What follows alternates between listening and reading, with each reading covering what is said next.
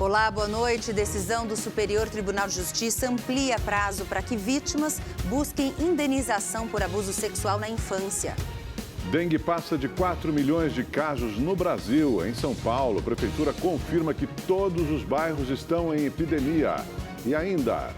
Ministério Público volta a pedir pela terceira vez a prisão do motorista da Porsche por homicídio qualificado e lesão corporal. Rede Casas Bahia faz pedido de recuperação extrajudicial para renegociar mais de 4 bilhões de reais em dívidas. Ações da empresa disparam depois do acordo.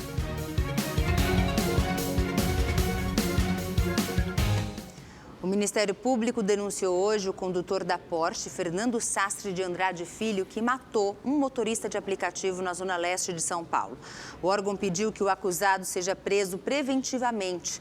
Ao vivo, Luiz Gaccioni tem mais informações para a gente, né, Gaccioni? Boa noite para você. Boa noite, Gabi, Augusto e a todos que nos acompanham. A promotora Monique Raton denunciou hoje o empresário Fernando Sastre pelos crimes de homicídio doloso qualificado e lesão corporal gravíssima.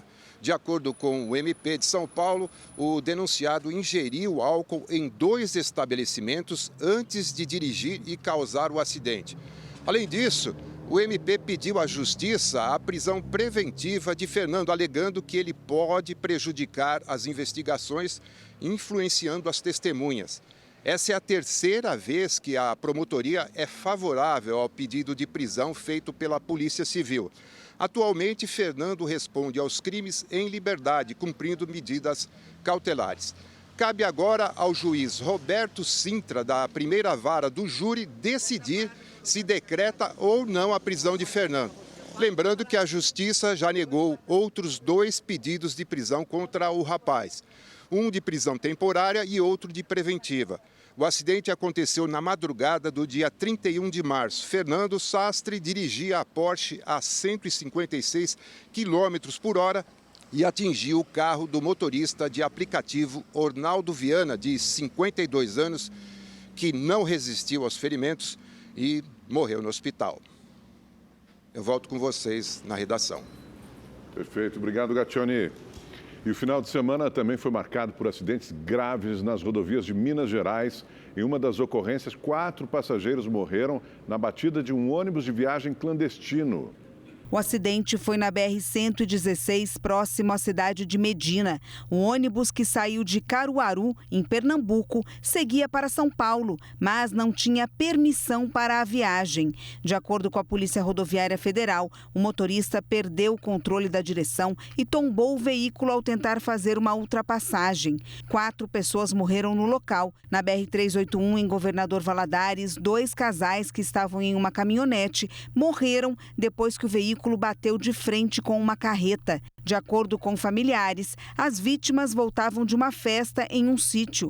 2 ocupantes do carro foram socorridos com ferimentos, mas estão fora de perigo. A Polícia Civil investiga os 2 acidentes. Em João Pessoa, na Paraíba, um acidente deixou 44 pessoas feridas numa casa de shows na noite deste domingo. Acontecia uma festa no local e a estrutura de madeira e telha onde ficava o palco desabou. A maioria das vítimas foi socorrida para hospitais da região. Algumas pessoas tiveram fraturas no corpo. No momento da festa, chovia muito e os ventos eram fortes. Ainda não se sabe se a chuva danificou a estrutura. A causa do desabamento será investigada. O SUS aprovou uma nova tecnologia como alternativa à cirurgia de peito aberto. O TAV é uma nova forma de tratamento para a estenose aórtica, problema cardíaco mais comum em idosos. Depois de voltar de uma pescaria, seu Nelson reclamou de cansaço. À noite, a falta de ar aumentou e o quadro de saúde dele piorou. Aí veio o susto. Ele suava muito, transpirava demais e com muita falta de ar. Aí a gente levou ele rapidamente para o hospital aqui na Lapa, no PS da Lapa. Só sentia que a falta de ar e para mim já acabou tudo. Seu Nelson estava desmaiado, roxo, sem força para nada. A notícia não era nada boa. O atendimento foi muito rápido. Aí entubaram ele, aí já deram todo o procedimento nele e o médico já orientou que o caso dele era gravíssimo. O seu Nelson teve estenose aórtica, que é o estreitamento da válvula que libera o sangue do coração para o corpo, causando dor no peito, fadiga, falta de ar e pode levar à morte. Nesse caso, é necessário a colocação de uma prótese. Antes, era somente com cirurgia. Agora, um outro tratamento foi autorizado pelo SUS. Com o novo tratamento, a prótese é colocada de maneira minimamente invasiva, sem anestesia geral, sem a necessidade de uma cirurgia. E isso diminui o risco para um paciente como o seu Nelson, de 87 anos. É um procedimento que se faz por punções, sem nenhum corte, um procedimento minimamente invasivo em que nós conseguimos navegar com a prótese até ela chegar no coração e lá nós fazemos a montagem e o implante da prótese, tudo por catéteres, sem a necessidade de cortes. A doença é mais comum em idosos com mais de 75 anos. É nessa idade que os pacientes se tornam mais vulneráveis ao passar por uma cirurgia comum. Os pacientes com a idade avançada, em geral, eles têm o que nós chamamos de comorbidades, que são outras doenças associadas. Por exemplo, o paciente pode ter tido já um câncer, um problema pulmonar, já ter tido uma cirurgia cardíaca prévia. E isso faz com que o risco da cirurgia tradicional aberta seja maior. Seu Nelson recebeu a prótese com um novo procedimento por meio de um catéter. 2 dias depois, ele já estava muito bem, obrigado. Hoje ele está ótimo, ele leva uma vida super tranquila, saudável. Voltou à rotina dele normal de novo, graças a Deus. Por enquanto eu estou vivendo ainda, né? E bem, né? Bem, graças a Deus. E muito bem. Uma professora universitária de Minas Gerais, portadora de deficiência física, utilizou as redes sociais para denunciar uma abordagem desrespeitosa durante o embarque de um voo de Brasília para Belo Horizonte. O vídeo publicado na internet mostra a discussão entre a Aline, que tem atrofia muscular espinhal, e um comissário de bordo. Deixa eu terminar de falar. Não, a senhora não vai terminar de falar mais. Eu deixo de falar mais. Resolve isso, porque... O caso aconteceu em um voo da Latam na última sexta-feira. A companhia aérea marcou assentos separados para a Aline e a mãe dela, que estava de acompanhante. O comissário não permitiu a troca de lugares. Eu posso sentar com ela naquela cadeira do lado? A Aline tem fraqueza muscular e precisa de uma pessoa ao lado para dar suporte durante o voo, principalmente na hora da decolagem e do pouso. Ela preencheu toda a documentação necessária antes do embarque e, mesmo assim, teve o direito desrespeitado. Segundo a passageira, o funcionário da empresa aérea ainda foi irônico com ela. Ele me disse, já que você está aqui em Brasília e está tão insatisfeita, bate lá na porta do Ministério dos Aeroportos. E aí eu falei com ele, poxa, eu estava com o ministro dos Portos e Aeroportos anteontem. E eu vim justamente trazer esses desafios. Pela Lei Brasileira de Inclusão da Pessoa com Deficiência, o direito ao transporte e à mobilidade será assegurado em igualdade de oportunidades com as demais pessoas, com a eliminação de todos os obstáculos e barreiras ao seu acesso.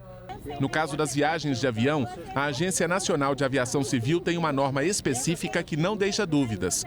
O acompanhante deve viajar na mesma classe e em assento ao lado do passageiro assistido. Isso demonstra um descaso, um despreparo daquele profissional que atende o consumidor, sobretudo aquele consumidor hipervulnerável. A situação de Aline só foi resolvida quando 2 passageiros se ofereceram para trocar de lugar. Eu fico muito triste porque tem gente que nem sabe que ela tem o direito de ficar nas primeiras fileiras. Em nota, a Latam informou que segue as normas da ANAC, mas a passageira solicitava viajar nas primeiras fileiras de outra classe do voo, onde não tinha disponibilidade para ela e a acompanhante. Eu fiquei muito constrangida, eu senti humilhada e a gente chega até a duvidar dos nossos direitos, porque a todo momento parecia ali que eu que estava errada.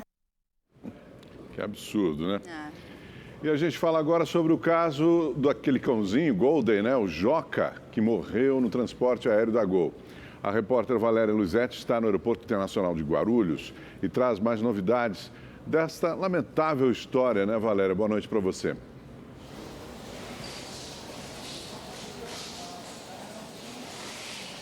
Pois é, boa noite Augusto, Gabi, boa noite a todos que nos assistem. Termina hoje o prazo dado pela Agência Nacional de Aviação Civil, a ANAC, à Gol para prestar esclarecimentos sobre a morte do cachorro Joca.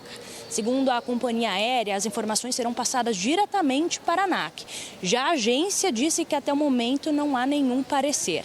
Ontem, além de São Paulo, outras 13 cidades do Brasil tiveram manifestações de tutores de pets que pediram aí justiça pelo Joca e também em prol dos animais.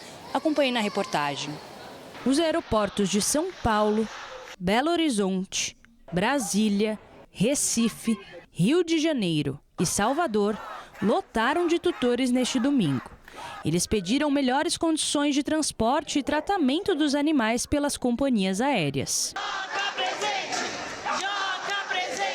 João Fantasini, dono de Joca, participou da manifestação que aconteceu no aeroporto de Guarulhos, na capital paulista.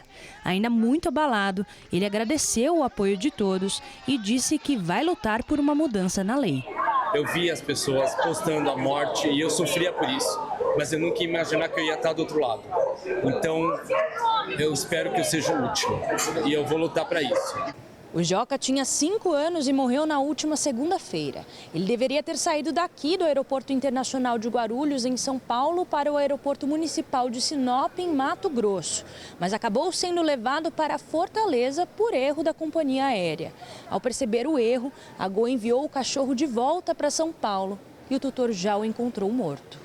Novas imagens foram divulgadas e mostram Joca ainda vivo minutos antes de embarcar. Já dentro da caixa de transporte, no aeroporto de Fortaleza, no Ceará, um detalhe chamou a atenção. As etiquetas estavam no nome de outro animal. O Ministério de Portos e Aeroportos e a ANAC investigam o caso. Na semana passada, o governo anunciou a criação de uma política nacional de transporte aéreo de animais, que deverá ser lançada ainda no primeiro semestre deste ano. Uma gata foi enviada acidentalmente pelo correio pelos donos em Utah, nos Estados Unidos. O animal tinha desaparecido e os cuidadores perceberam que Galena, a gata, havia entrado e se escondido dentro de uma caixa que eles despacharam. Galena ficou 6 dias sem água e comida, mas mesmo assim sobreviveu. Ela foi encontrada desidratada e magra, a mais de 1.000 quilômetros de casa no estado da Califórnia, graças a um microchip no corpo dela. A passagem de um meteoro iluminou o céu do Rio Grande do Sul. As imagens são impressionantes. O objeto entrou na atmosfera na madrugada de hoje por volta da 00:30. O intenso brilho foi visto na divisa do Rio Grande do Sul com Santa Catarina. 2 observatórios registraram o fenômeno conhecido como Fireball, bola de fogo. No final de semana, Santa Catarina foi castigada por fortes chuvas no norte e oeste do estado. Em Jaraguá do Sul, no norte do estado, as ruas ficaram submersas. A força da água foi tanta que causou a queda de um muro e deslizamento de terra. Na região oeste, as cidades de Ponte Serrada e Vargeão foram as mais afetadas. Nas ruas, a força da água levou tudo que tinha pela frente. Casas foram inundadas pela chuva. Imagens impressionantes de Ponte Serrada mostram a água quase na altura da janela de uma casa. Vamos ver agora a previsão do tempo para todo o Brasil com o Igor Silveira. Boa noite para você, Igor. E essa onda de calor continua aqui no Sudeste? Vamos lá, boa noite Augusto, boa noite Gabi, boa noite para você que está em casa. Pois é, olha, o destaque de hoje é a onda de calor. Olhando aqui nesse mapa, a gente percebe que esse calorão atinge boa parte do centro-oeste, pontos do sul do país e também do sudeste. Isso deve durar até o final da próxima semana. Então, atenção, bebam bastante água e não esqueçam de usar o protetor solar. No sudeste, por exemplo, a máxima amanhã pode chegar aos 35 graus no Rio de Janeiro, 30 graus em Belo Horizonte e 32 graus em Vitória, no Espírito Santo. Em São Paulo, tempo quente, ensolarado e sem previsão de chuva. Olha, as máximas podem chegar aos 32 graus amanhã, 33 na quarta e também na quinta-feira. No Nordeste, ainda tem previsão de chuva forte e volumosa entre o Maranhão e o Rio Grande do Norte. No litoral, o sol aparece, mas tem previsão de chuva no período da tarde. Na região norte, tempo nublado e com previsão de chuva a qualquer hora do dia. Agora, no sul do país, o tempo ainda continua nublado e pode ter chuva forte e volumosa. Como o solo está encharcado, ainda tem risco de alagamentos e deslizamentos de terra. Por isso, olha, por lá não deve esquentar tanto não, viu? A máxima em Porto Alegre não passa dos 25 graus amanhã. Boa noite para todo mundo. Gabi, Augusto. Obrigada, Igor. Boa noite. O chamado Enem dos concursos será aplicado no próximo domingo. Mais de 2 milhões de pessoas se inscreveram para concorrer a uma das 6.640 vagas. A Josiane é supervisora numa empresa que prepara estudantes para concursos. Só que até o fim do ano, ela pretende ser servidora pública. Enquanto isso, concilia trabalho e estudo. Uma loucura de, às vezes, nem dormir direito, porque quando você vai ter uma vida social, você vai sair, aí você fica, ai, não estuda isso, aí você vai, tira do sono, estuda. Então, assim, é bem cansativo. Para quem trabalha e estuda para concurso, é bem difícil. O Leuber pediu férias mês passado para se dedicar aos estudos e voltou essa semana ao trabalho. Eu só estava tendo ali cerca de 3 a 4 horas por dia. E aí eu consegui encaixar umas férias aí de 20 dias, na qual eu subi isso para umas 8 horas, 7, 8 horas, porque aí eu aumentava a preparação e corria também para que fechasse o edital. Segundo o governo federal, pelo menos 215 mil pessoas vão trabalhar na aplicação da prova. São técnicos, seguranças, fiscais, corretores, gente envolvida desde o planejamento até a logística de distribuição dos exames em 228 municípios. A Agência Brasileira de Inteligência e a Polícia Federal estão dando suporte.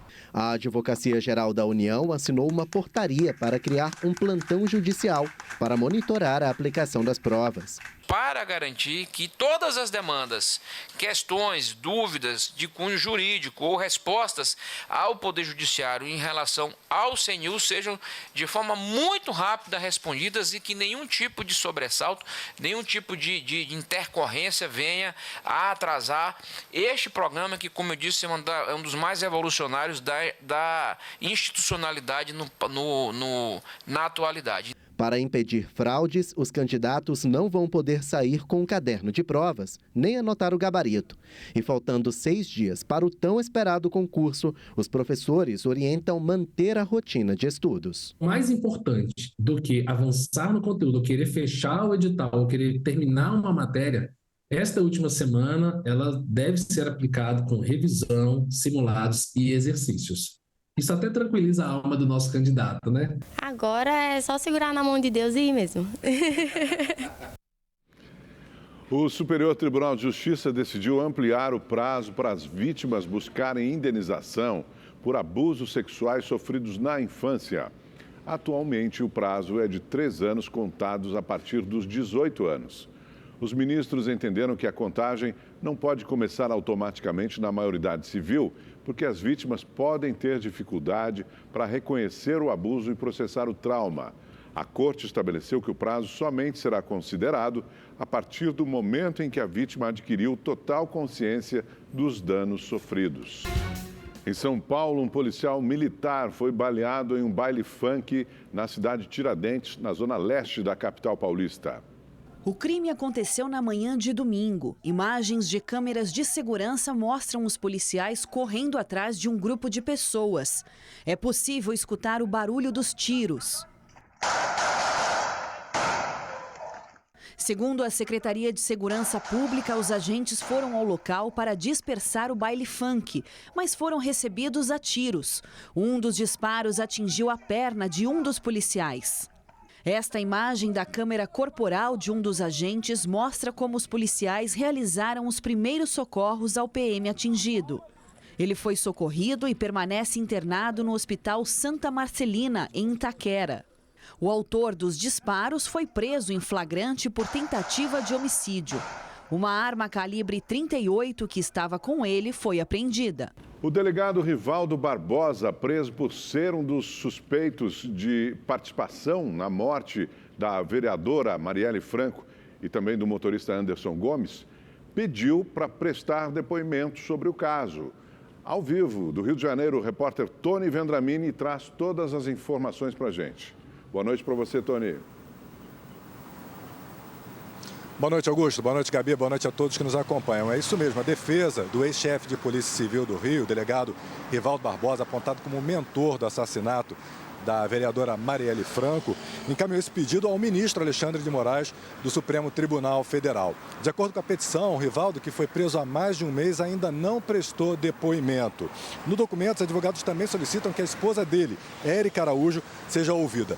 Ela é suspeita de abrir, junto com o marido, empresas de consultoria para lavar o dinheiro recebido em propinas para sabotar as investigações. A defesa alega que as empresas atuaram legalmente, emitindo notas fiscais e comprovando a prestação dos serviços. O casal também pede que sejam revogadas as medidas cautelares contra a Érica e as firmas. Além de Rivaldo, os irmãos Domingos Brazão, conselheiro do Tribunal de Contas do Estado, e Chiquinho Brazão, deputado federal, foram presos no mês passado. Os irmãos Brazão são apontados como os mandantes do crime. De acordo com a Polícia Federal, os irmãos Brazão e Rivaldo Barbosa mantinham relações indevidas antes mesmo da morte de Marielle. Augusto, Gabi. Obrigada pelas informações, Tony. Boa noite para você. E olha, a Organização Mundial da Saúde reconheceu a solidão como prioridade de saúde global. Ricardo desenvolveu um quadro de ansiedade depois que começou a trabalhar no modelo home office. Minha filha acabou indo com a minha sogra, minha esposa voltou para o trabalho e eu fiquei muito sozinho, né? E aí a gente começa a se sentir mal, a ter ansiedade, né? De acordo com a Organização Mundial da Saúde, o isolamento social afeta 1 em cada 4 adultos e cerca de 15% dos jovens de todo o mundo. Com o objetivo de reconhecer o tema como prioridade, a OMS criou uma comissão de conexões sociais para propor soluções. As ações que a OMS vai proporcionar daqui para frente serão no sentido de fazer com que as pessoas solitárias descubram o prazer de estar com outras pessoas que pensam como elas, que têm os valores delas, que gostam das mesmas coisas que elas. Ainda segundo a OMS, a falta de conexões sociais está associada a problemas de saúde mental, aumenta o risco de ansiedade, depressão e até suicídio, além de trazer danos semelhantes ao fumo e à obesidade. A pessoa que vive em solidão, né, as pesquisas mostram que ela morre precocemente. Então, ela pode morrer com um infarto fulminante, enfim, ela não tem uma vida longa como uma pessoa que convive bem com as pessoas ao seu redor. Para o Ricardo, sair do isolamento social foi extremamente importante. Hoje, ele valoriza ainda mais as relações pessoais. O presencial é muito importante, principalmente eu que trabalho com comunicação, né? Você trabalhar com uma negociação com uma pessoa, você ter o olho no olho, você ter uma pessoa do seu time que você precisa ensinar, ela precisa estar presente para ver a dinâmica de como que a gente faz. Vá fazer atividades que tenham a ver com seus valores. Então, de repente, você torce para um time X, vá fazer amizade com as pessoas que torcem para o mesmo time. Vá com eles ao estádio de futebol para torcer pelo seu time. Então, procure pessoas afins, porque uma das coisas que faz a pessoa se isolar é quando ela está em meios onde ela não se identifica. Mais de 5 milhões de crianças brasileiras entre 3 e 10 anos tiveram as medidas observadas pelos pesquisadores da Fiocruz, da Universidade Federal de Minas Gerais e da Universidade de Londres. O resultado destacou que elas estão mais altas, mas também estão ficando acima do peso. Mais de 5 milhões de crianças entre 3 e 10 anos tiveram as medidas observadas pelos pesquisadores da Fiocruz, da Universidade Federal de Minas Gerais e da Universidade de Londres. A equipe observou um aumento de 1 centímetro de altura entre os que nasceram de 2001 a 2007 e os nascidos entre 2008 e 2014. Mas também descobriu, na faixa etária de 5 a 10 anos, um aumento da prevalência do excesso de peso de 3,2% entre meninos e 2,7% entre meninas. A pesquisa apontou também o aumento da obesidade entre as crianças. São dados que colocam o Brasil na contramão da diretriz da Organização Mundial da Saúde para atingir a meta do controle da obesidade. Quando a gente olha para as prevalências da obesidade e do sobrepeso, a gente observa que esse aumento ele foi bem significativo. O Kael tem apenas 6 anos. Mede 1,22 m, está acima da média de altura e também acima do peso. Nas redes sociais, ele se destaca nos vídeos sobre alimentação. Isso não é um personagem, não. Eu vim aqui na escolinha do Kael justamente para conferir o lanchinho dele. E olha só o que eu encontrei, tudo saudável. Iogurte, torradinha, banana. Vou até perguntar aqui para a tia. É assim todo dia, tia? Sim, se deixar ele comer até o lanche dos colegas, né, Kael? É óbvio, tio, eu sou uma criança saudável. É por isso que sempre eu trago uma frutinha. É uma criança que gosta de brincar, de jogar bola e de atividade física. Ele só sossegou depois de me convencer a fazer umas flexões. E o Kael nem acha que precisa perder peso. Você acha que você precisa emagrecer? Não, me acho forte. De vez em quando ele dá uma fugidinha da dieta, mas a preferência é pela comida saudável. É nugget ou alface? Alface. Batata frita ou ovo cozido? Ovo cozido.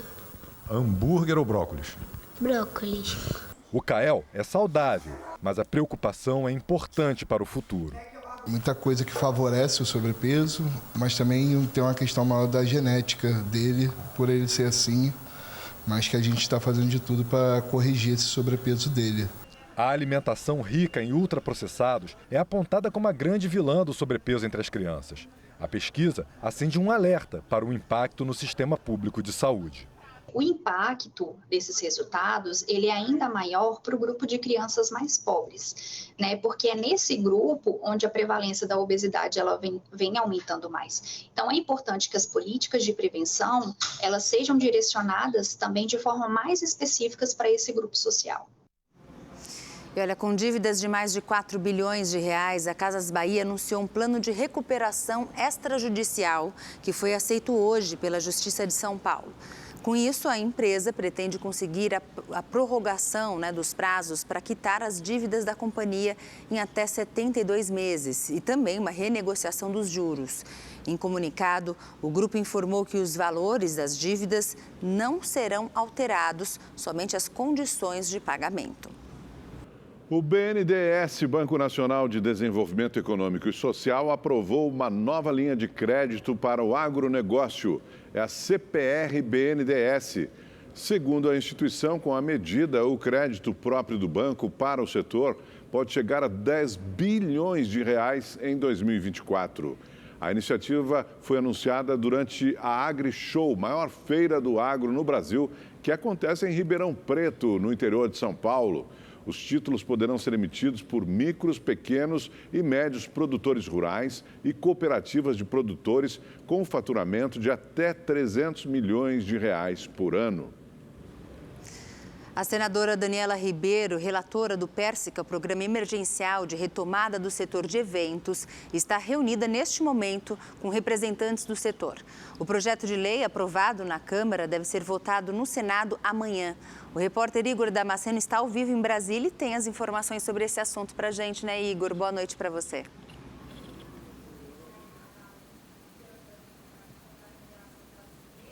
Oi, Gabi, boa noite a você, também ao Augusto, boa noite a todos. É isso mesmo, a expectativa é que o texto aprovado na Câmara seja modificado pelos senadores. A versão dos deputados cria um teto de gastos para o novo PERSE no valor de 15 bilhões de reais até 2026. Só que a relatora, a senadora Daniela Ribeiro, ela quer também criar uma regra, que esse valor seja corrigido pela inflação, o que pode aumentar os custos com o programa. Daniela Ribeiro também quer impedir que empresas com liminares na Justiça tenham acesso ao benefício. A ideia é que apenas façam parte do programa as empresas que constam na lista de setores da Classificação Nacional de Atividades Econômicas e que já tenham decisões transitadas em julgado.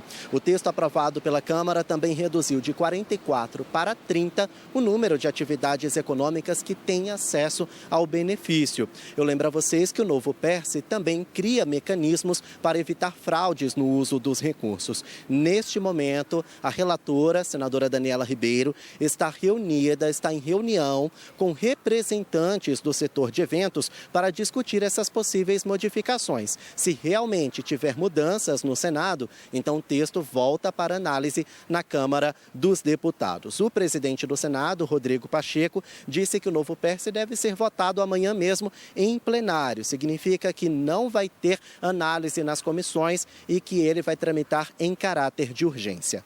Eu lembro a vocês que a lei que criou o PERSE é de 2021 e serviu para socorrer as empresas do setor de eventos, o mais prejudicado durante a pandemia de Covid-19. Voltamos ao estúdio. Obrigado, Igor. A polícia do Rio de Janeiro indiciou 13 pessoas por envolvimento na morte de João Vinícius Ferreira Simões, de 25 anos. O jovem morreu eletrocutado durante um festival de música no Rio Centro em março. Os indiciados vão responder por homicídio com dolo eventual e fraude processual. Segundo a polícia, diversas instalações elétricas foram feitas em desacordo com as normas técnicas. Além disso, o local ainda foi desmontado após a morte do jovem, o que dificultou o início das investigações. E olha, pela primeira vez, o Brasil ultrapassou os 4 milhões de casos de dengue prováveis e confirmados. Esse é o maior número desde o início da série histórica em 2000. Nesse mesmo período, no ano passado, eram 902 mil casos da doença. E na cidade de São Paulo, a prefeitura afirmou que a dengue está presente em todos os 96 bairros. Já são mais de 220 mil casos e 105 mortes por dengue na capital paulista. O distrito mais afetado é a Vila Jaguara, na Zona Oeste, seguido por São Miguel Paulista, na Zona Leste, e São Domingos, na Zona Norte. Jardim Paulista e Moema entraram para a lista de bairros em epidemia. Até a semana passada, os dois eram os únicos que ainda tinham menos de 300 casos confirmados de dengue para cada 100 mil habitantes. A taxa de ocupação de leitos na capital está em 90% na rede municipal. Mas o prefeito Ricardo Nunes acredita que haverá uma queda nas próximas semanas. Como a gente deve entrar agora no período, né, que é menos ideal para a proliferação do inseto, a gente deve cair. Mas como estamos no momento de mudanças climáticas, pode ser que a gente tenha alguma alteração e venha novamente calor. Então seria prematuro, nesse momento, com tantas alterações das mudanças climáticas, te dar uma confirmação. Mas a tendência normal é de que agora, com o platô e com vinda do frio, a gente tenha uma diminuição dos casos de dengue para poder sair da questão epidêmica. A vacina contra a dengue segue disponível nos postos de saúde para crianças e adolescentes de 10 a 14 anos. E o ministro das Relações Institucionais, Alexandre Padilha, falou sobre a suspensão da desoneração da folha de pagamento. Segundo Padilha, a medida, que envolve empresas de 17 setores e municípios, abre caminho para negociar melhor as propostas que estão em tramitação no Congresso. Então a gente vai a Brasília, onde o repórter Marcos Amoroso tem mais informações para a gente, né, Marcos? Boa noite para você. Boa noite, Gabi, Augusto e a todos que nos assistem. A declaração foi dada durante uma entrevista na qual o ministro Alexandre Padilha comentou os conflitos, os atritos entre o governo e o Congresso. Na semana passada, o ministro Cristiano Zanin, do Supremo Tribunal Federal, atendeu a um pedido da Advocacia Geral da União e suspendeu a desoneração na folha de pagamento de empresas de 17 setores produtivos e dos municípios com menos de 156 mil habitantes, o que desagradou o Senado. Os parlamentares criticaram a decisão do governo de levar a discussão ao judiciário. Nas redes sociais, o advogado-geral da União, Jorge Messias, reforçou que o projeto aprovado pelo Congresso no ano passado é inconstitucional. O governo afirma que a lei fere a Constituição porque não prevê fonte de recursos para compensar a perda de arrecadação com a desoneração da folha. Já o Congresso, por sua vez, afirma que há sim essa previsão. Após uma reunião com o ministro da Fazenda, Fernando Haddad, Alexandre Padilha disse que divergências com o parlamento, com o Congresso, são naturais e que isso não representa uma crise entre os poderes. Padilha disse que a suspensão da desoneração cria um ambiente mais favorável para negociar com os setores produtivos e com os municípios. Vamos acompanhar o que disse o ministro. O ministro da Fazenda, ele defende a saúde das contas públicas como se fosse um filho. E um dia que o ministro da Fazenda não defender a saúde das contas públicas como se fosse um filho, quem está ferrado é a economia brasileira, é o país como um todo. Então, acho natural essa decisão do Ministério da Fazenda, da AGU, de buscar, aconselhar o presidente a entrar, questionar no STF, como também eu, como parlamentar, considero natural também eventuais reações do presidente do Congresso, de defender as posições do Congresso. Isso faz parte também da harmonia entre os poderes. A harmonia não significa ter concordância absoluta. Kennedy Alencar analisa o novo conflito entre o Senado e o Ministério da Fazenda sobre compromisso com as contas públicas. O ministro da Fazenda, Fernando Haddad, cobrou responsabilidade fiscal do Congresso Nacional. No fim de semana, em entrevista ao jornal Folha de São Paulo, Haddad disse que o Legislativo também tem de obedecer à lei fiscal, e não apenas o Executivo. A fala do ministro da Fazenda gerou reação imediata do presidente do Senado, Rodrigo Pacheco, que disse que o Executivo desrespeita o Legislativo ao questionar no Supremo Tribunal Federal projetos aprovados por senadores e deputados. Ora, nessa briga, Haddad tem razão.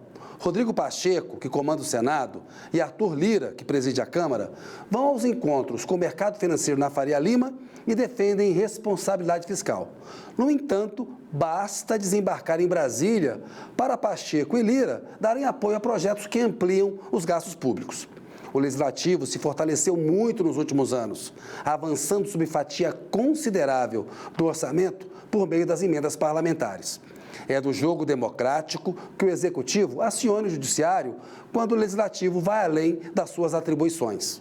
Se deputados e senadores querem assumir poderes do Executivo, não podem ter apenas o bônus. É preciso que também tenham o ônus. Do contrário, fica fácil brincar de parlamentarismo de fachada. Aliás, é importante lembrar que o Brasil não é parlamentarista. Em 2 plebiscitos, a população confirmou o sistema presidencialista de governo. Em São Paulo, um caminhão carregado de madeira bateu num viaduto na rodovia Anhanguera. No acidente, a carga caiu sobre 2 carros que vinham embaixo pela Marginal Tietê. Felizmente, ninguém ficou ferido. Agora há pouco, a Agência Nacional de Aviação, a ANAC, disse por meio de nota que vai analisar as informações recebidas pela Gol Linhas Aéreas sobre a morte do cachorro Joca, a reportagem que você viu aqui no Rede TV News. Segundo a agência, o resultado será divulgado assim que estiver concluído. E o presidente Lula foi multado pelo TSE por impulsionar propaganda eleitoral negativa contra o ex-presidente Jair Bolsonaro durante as eleições de 2022. O valor da multa é de R$ 250 mil. Todos os ministros acompanharam a relatora Carmen Lúcia. E o Rede TV News desta segunda-feira fica por aqui. Obrigado pela sua companhia. Uma ótima noite para você. Muito obrigada, boa noite. A gente volta a se encontrar aqui amanhã. Até lá. Tchau, tchau.